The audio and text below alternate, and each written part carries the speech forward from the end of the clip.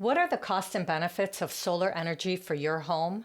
On today's podcast, we discuss the ins and outs of solar. Take a listen. I hope you enjoy. Welcome back to Move Ahead with Dalia. On today's show, we're talking about solar energy. My guest is Jeremiah Clement with Grateful Sun Energy. Jeremiah, thanks for being here. Happy to be here. So let's start with you discussing a little bit of your background.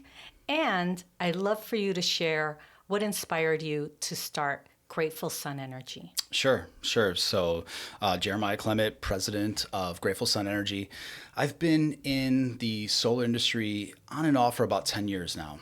I started in the commercial end. That was much more viable. We started with a bifacial cell, which just means that it collects energy from both sides of the panel. That company was called Prism. When Obama introduced his energy bonus depreciation of property, the market got flooded with solar panels. So our American company kind of got taken out by that cheaper panel. And so I kind of got out and took a step back. And then 2020, I got back in, was working for a different company, kind of saw what they were doing wrong and what I didn't really like about the industry. And so I started my own company about 2 years ago. Okay, wonderful. Yeah. So let's start with the basics. Sure. Please explain the solar panels and how does that work? Sure. So solar is basically photovoltaic energy, right? So we are going to put photovoltaic panels on top of your roof. Mm-hmm. That's going to produce energy for the entire time that the sun is above the atmosphere. It's going to produce DC electricity, and then we're going to change that into AC electricity, and we're going to push that to the grid all day long, right? So most people use very little energy during the day because they're at work or doing other things, and then at night they use energy off the grid. So we're going to push energy to the grid all day long. Your meter's going to spin backwards, and then when you get home, you flip the light switch on. It's dark outside. Your meter's going to spin forward. And what do you mean by the grid? So the grid is the pipes, poles, and wires that everybody sees everywhere, right? Okay. So that's the grid. We're going to push that energy to the grid, and the net difference is called net metering. And so that net difference is what you pay.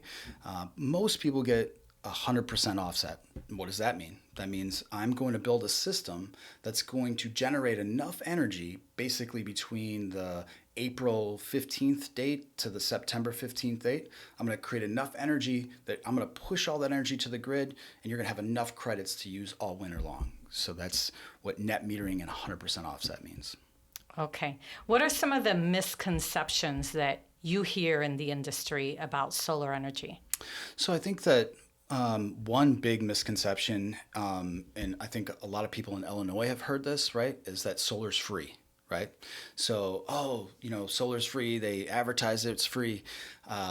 You might even have some marketing employees that say no cost solar, right? Mm-hmm. And so I think that's the biggest misconception because ultimately we know in this country nothing is free, right? And so, yes, they might offer free install or a free this. It's a little bit of a misconception. I think the other big misconception is that the consumer has to outlay thousands of dollars to go solar.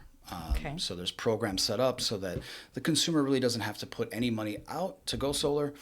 There are two different ways to buy solar. Mm-hmm. One is through what we call a PPA, lease agreement, power purchase agreement, lease. Okay. And so you would lease the panels essentially. I've heard of that. Yep. So you'd lease the panels, and then you pay a small payment over the 25 years that the panels are warranted and maintained for, right? Okay. And so that should be less than what you're paying to ComEd. So usually it should be 30 to 40% less. And then if you purchase the panels outright, there's loan programs out there, and you could get a loan for the panels, then you would be the one that gets the tax credit and all the incentives. The lease program, you don't get all the tax incentives in the tax credits. And that's something when you meet with a consumer, you explain to them all these are the two different options, or how does that work? Yeah, so absolutely. So I'm going to sit down with somebody and I'm going to basically tell them that a loan right now, because of where rates are, is just not a viable option, right? Okay. I say, let's go the lease route because I can give them the lowest possible price, which we have a program that's at 9 cents a kilowatt right? So what is a kilowatt? A kilowatt is a wattage measured over an hour, right? And so right now, most consumers with ComEd pay 16 cents a kilowatt, and you can just basically do basic math, take the amount of kilowatts used in a month and divide that by the dollar amount, and that's going to give you how many cents you pay per kilowatt. Most everybody pays about 16 cents to ComEd, and we come in at 9 cents. So about a 40% savings. So that's like there's stages to that, isn't there? So there's a 9 cents program, and is there other programs in that system? Yeah, so absolutely. So any solar company can sell from 9 cents, and Illinois Shines only allows us to sell up to 14 cents because you have to show a savings. Illinois Shines is the program. Yeah, so Illinois Shines is who's actually giving a lot of the incentives for everybody to go solar. Right? Oh, yes, So that was created in 2019. That was rolled out in 2020, right in the middle of COVID. And those are what's driving a lot of the incentives behind going solar. It makes it obviously very, very viable for us to give a 9 cent per kilowatt. It's set up in a certain way, so there's a lot of parameters that are involved, but you have to show a savings. Okay. And so, of course, location is important. We're in Illinois, right? What affects the efficiency of solar panels? I would say the efficiency and solar viability would probably be two different things, right? So somebody could have you're familiar with like a hip roof, right? So like the roof is got like triangles on the side and triangles on the front. So that's a solar viable house is probably a little less than somebody that's got a flat plain roof, right? The other main thing is we're in the northern hemisphere. So the sun hangs out in the southern side of our house the most, right? Anybody that's had a south facing backyard knows that that's going to heat up the most, right? Yes. And so solar viability becomes a play where, what roof faces south, and a lot of people don't want them on the front of their house. So if the south side of your house faces front, that might not make you solar viable. Now, what makes it efficient, because of how efficient panels have gotten, inverters and microinverters allow for shading, right? So the old technology was if there was a little bit of shading, the whole system would shut down. Now, with microinverters, each panel is measured on its own, right? And so if you have a little bit of shading on the west side of your house at sunset, it's not going to shut the whole system down. But we do want to look at shading. So you need a little bit of sun. You need not more than a little bit. You need a good amount of sun on your roof. You can't quite live in the Cook County Forest Preserve. Okay, good one. So what about maintenance for these solar panels? Who handles that? Great question. So we do. So we give, because it's a lease, you get a 25-year warranty on the production of the system and the maintenance and the labor that goes along with making sure that the system stays up and running. So whatever program you sign up for, all of that is included with the maintenance. That's not, there's no additional fee or something in 5 years someone's going to tell me, well, you have to pay for new panels. Yeah, no. So all the manufacturers have all gone to 25-year warranties, mostly because that's usually the loan program and that's the lease program. So they kind of had to mesh together as an industry. So that all mashes up, and all of that's built into the lease agreement. Okay. And what is the typical process that your company takes to evaluate a home? Sure. So I think that the first thing any homeowner is going to want to do if they're thinking about solar is go to one of the free sites that are out there. Google has a really good one. It's called Project Sunroof. ProjectSunroof.com. And just type their address in. It's going to say, hey, it's going to show up really yellow and you've got a solar viable house. They're going to say about how much you should pay per kilowatt. They're going to say how much you should pay per watt. And they're going to say how much you should be using on average for energy. If your house shows up really dark purple, that really means that you have a lot of shading and you live in a nice treed lot, and you probably aren't going to be that eligible for solar. So I would say start there. Our process kind of works like this, where somebody calls into our company or requests online. We do that same thing. we're going to look up the house. We're going to let them know like, hey, you've got a great house for solar. The backside faces south and we can help you. And so we're going to do a design, a 3D design. So that 3D design will show exactly what the panels are going to look like on the house. The technology is super crazy. It's all done in 3D. I can mimic trees, shading, show you how the sun path goes, the whole 9 yards. And then I'm going to come up with a price. And that price for us starts at 9 cents a kilowatt. The only time that price ever really changes is if we have to put more panels to kind of offset. Like say you have a small roof and we have to cover more roofs than we would normally. That might go up to 9.5 cents, but we pretty much stay right at 9 cents. Okay, wonderful. Well, I wanted to mention as a podcast that is here to give resources to the community that I am not endorsing any one company for solar. I really want to make sure that people understand it. I get calls from family and friends asking like, should I put solar panels? And I typically just tell them, please do your research. Whatever company you are interested in speaking with, check with that one and maybe 2 others so that you can understand and, find the company you trust. So again, that was one of the reasons I wanted to bring you on, is to make sure that we share the resources and educate the listeners on exactly what solar panels entail, and hopefully they will get more information and look into it further. So you said your website is gratefulsunenergy.com. Okay. Let's talk a little bit more about, well, you said the upkeep, maintenance, they don't need to do that. What if they need to replace their roof and they have solar panels up there? So great question. So that's written into the contract that we'll come and remove the panels for a set price. Oh. But more importantly, we're going to be looking at their roof before we put the panels on. Mm-hmm. So we're going to make sure that they have a good, viable roof that's going to last about 15 years. If your roof is at the end of its life, you're probably going to want to get it replaced before you do the solar. Okay. So what are some of the common questions you get from consumers? Yeah. So, is it free?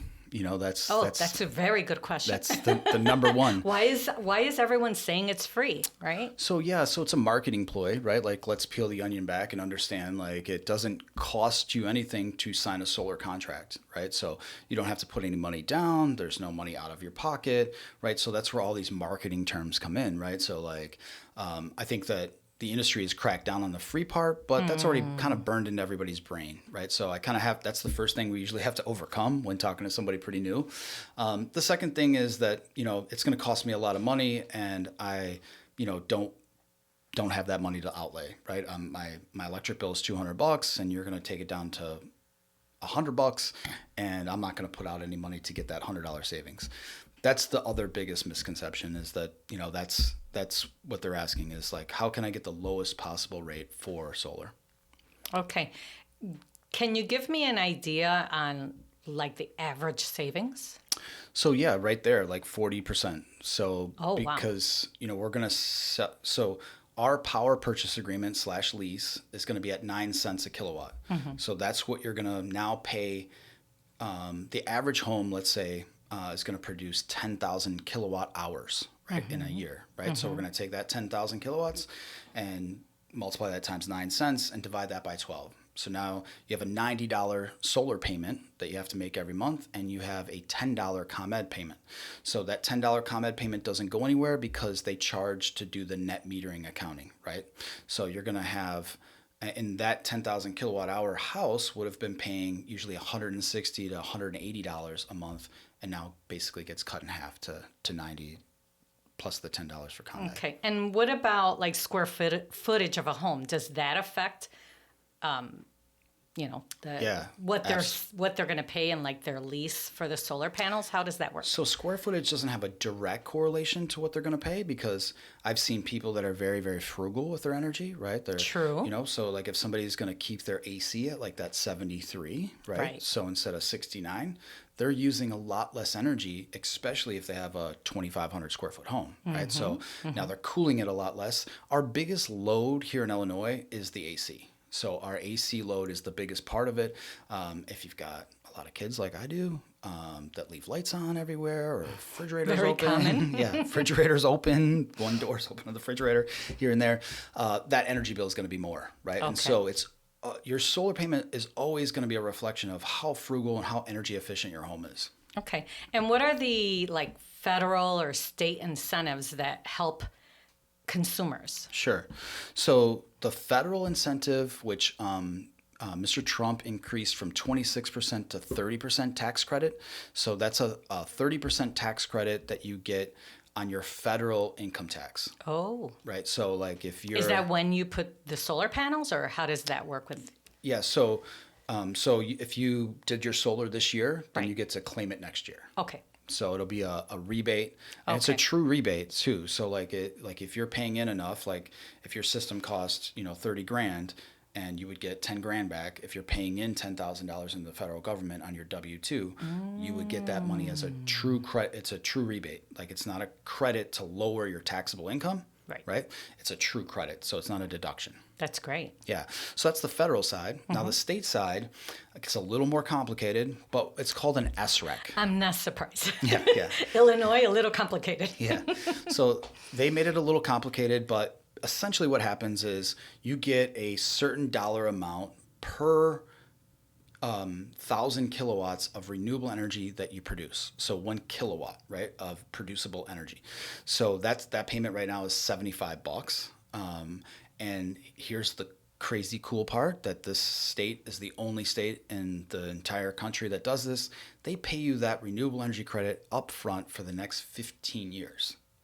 So if you have a 10 kW system, you get 75. So you're going to get $750 for 1 year, and then you're going to multiply that times 15 years, and you're essentially going to get a $15,000 check from the federal or from the state government. Now, if anybody's gotten a state check, we know in Illinois those tend to lag. And so we're telling our consumers that pay cash for the system, that's going to take about 10 to 11 months after we install and get PTO, which is permission to operate from ComEd. So about a year. About a year. Okay.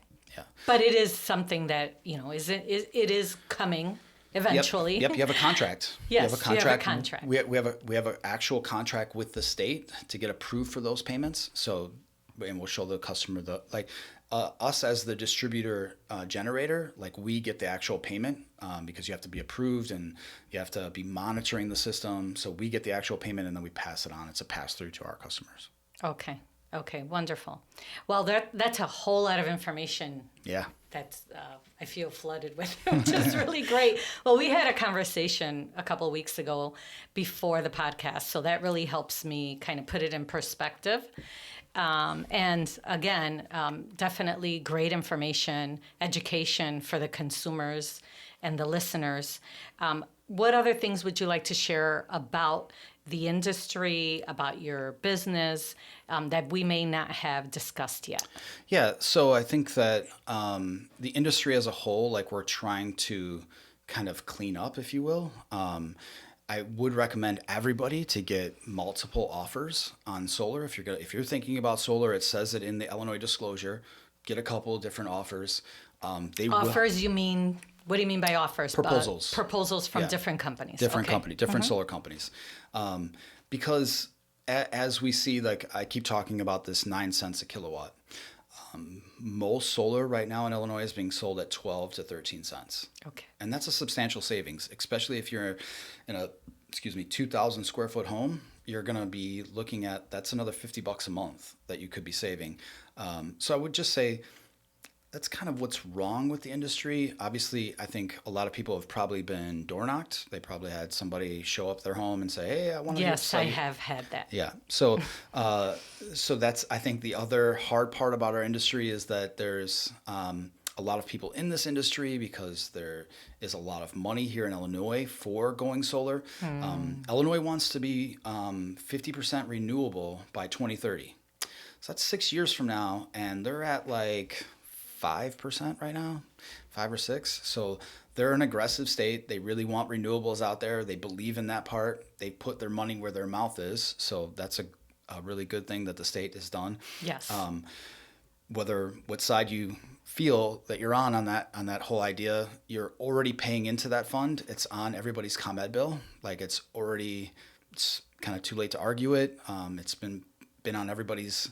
If you look on your ComEd bill and look under the delivery charges, your renewable energy charge is on there, and that's what's paying into that fund. So you're kind of already doing it. So even if you aren't really on the whole green idea, the money's out there for everybody to go solar. Well, that's pretty cool. That you mentioned the information about Illinois, but what do you see in the next 5 to 10 years in terms of solar energy in the industry, how it's evolving? Yeah, so that's a great question. And so I think that nationwide, it's just going to keep exploding. And so why do we see that, right? So I think one main thing, that's the adoption of AI. So as we start adopting AI, these servers that are needed use exponentially more energy to do the computing power than like a normal server. So our energy demand is going to keep growing. Obviously, the adoption of EV vehicles has grown and grown and grown. And again, whichever side you're on that, like there's not really a stopping to that momentum, and there's two different sides that are going to start using a lot of electricity.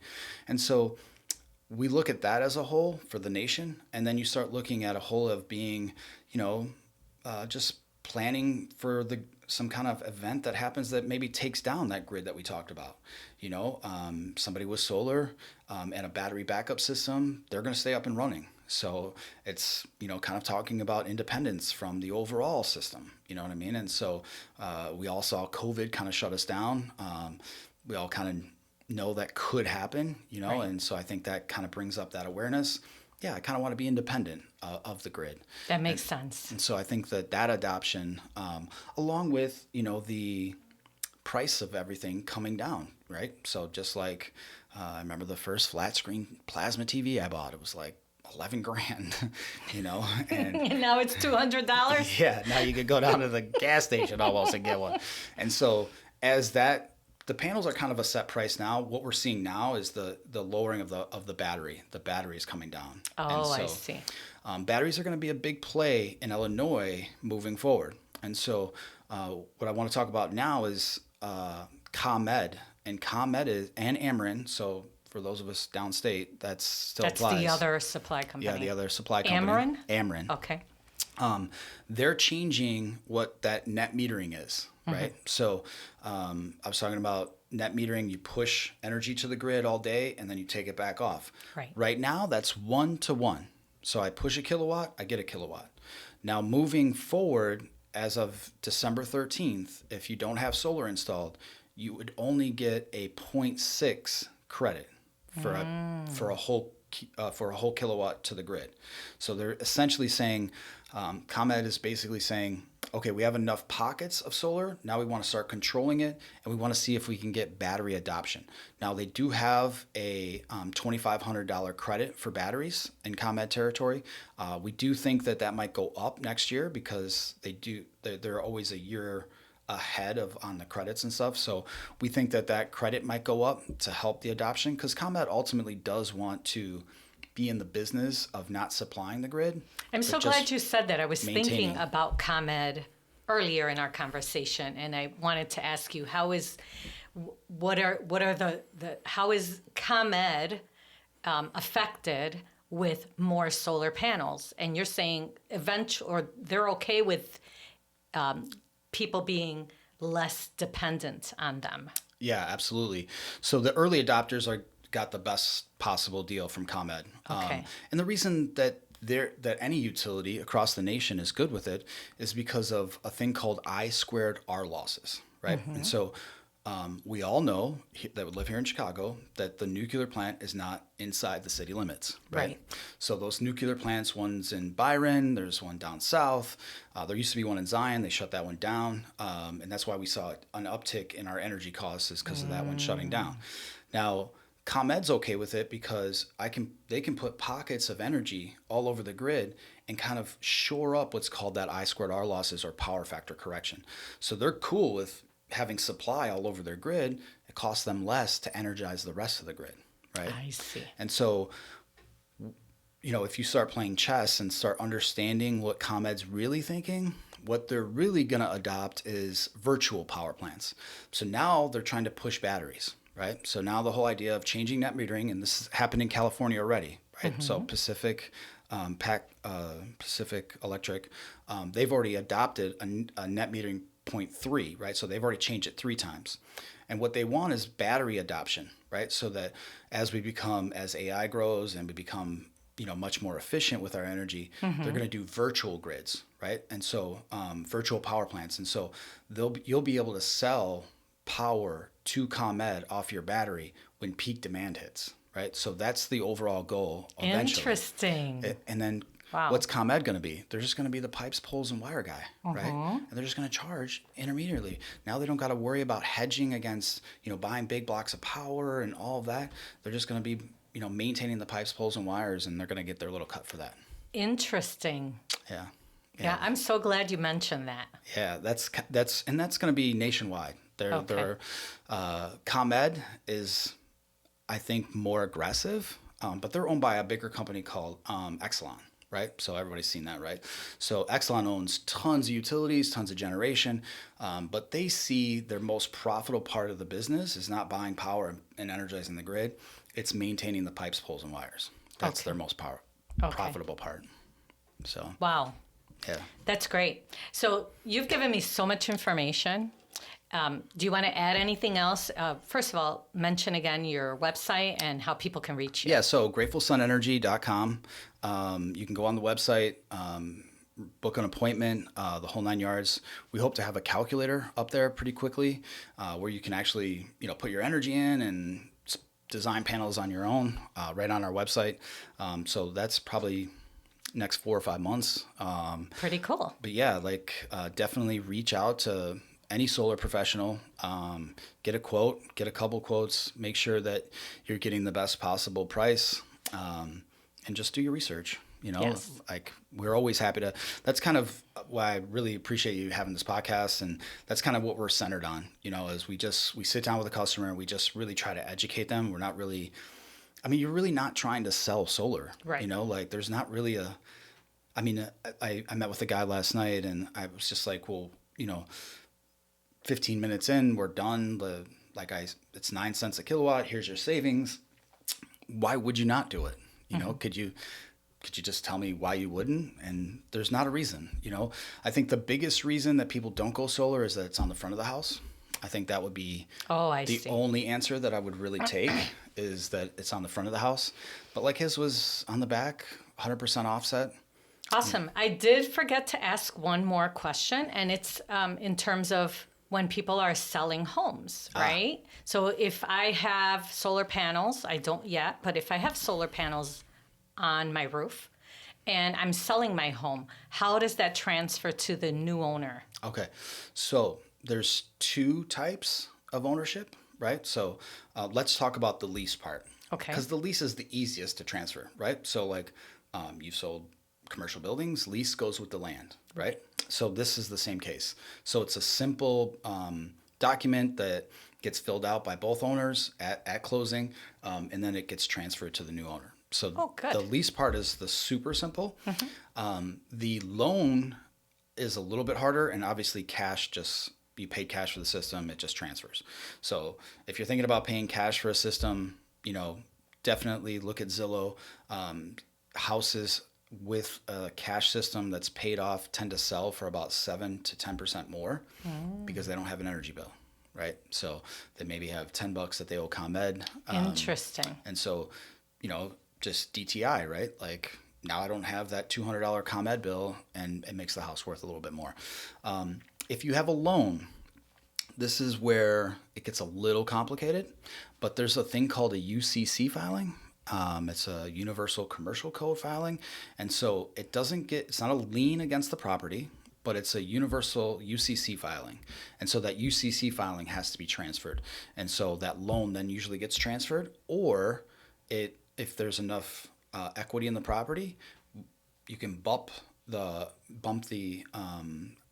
the sales price by what's owed on the loan and pay that loan off at closing. So there's kind of two options. You can transfer the loan, or you can just pay it off and then advertise, because that's what I would say. Get with a realtor, right, and talk about those things. Hey, if we advertise this home with no electricity bill because we're offset 100% by solar, does it, and you can't see it from the curb, so it's not hurting that curb appeal, right? Does that make the house worth more? And I think that I've seen it, definitely in those northwest suburbs, that houses are selling for about 7% more with a paid off system. So definitely, those are the two options when going to sell. The lease is the easiest because leases go with the land. Great. I'm so glad we talked about that. So important. Yeah. Definitely get with a real estate professional to really talk about how you're going to market your house and market it with solar. Yes. I was debating it out with a guy the other day, and I think that the only time you could really even say that it's, hurting some kind of curb appeal would be if it was on the front of the house. Otherwise, I think that you'll see, and there's a certification out there called Pearl certification, and they have a lot of information about solar systems and what they sell for nationwide, and on average what houses sell for more nationwide. How is that spelled? Pearl. Like Pearl. Just okay. like it. Yeah. Okay, wonderful. Thank you. So one more question. You've lived in the city, so I'd love for you to share what you love about Chicago. Oh, man. So many things, right? Like the people, the Cubs. I think that most importantly, the food. Like I am a foodie. I live in LaGrange now, but me and my wife constantly come back to the city for food. Well, good. Thank you. Whether it's ramen or Italian, we're constantly coming back to the city for food. And awesome. So I would say it's the food. Awesome. Good. Thank you, Jeremiah. I really appreciate you being here today and for sharing your knowledge on solar energy. This was such an important topic. I loved everything you said today. Awesome. I really appreciate you having me. Thank you. Thank you. Hey, thank you so much for listening today. If you're watching on YouTube, please subscribe so you can keep up with my latest episodes. You can find me on all social media platforms at Dalia the Realtor. To reach me directly, call me at 773-879-4855. I'll see you on the next episode. Make it a great day.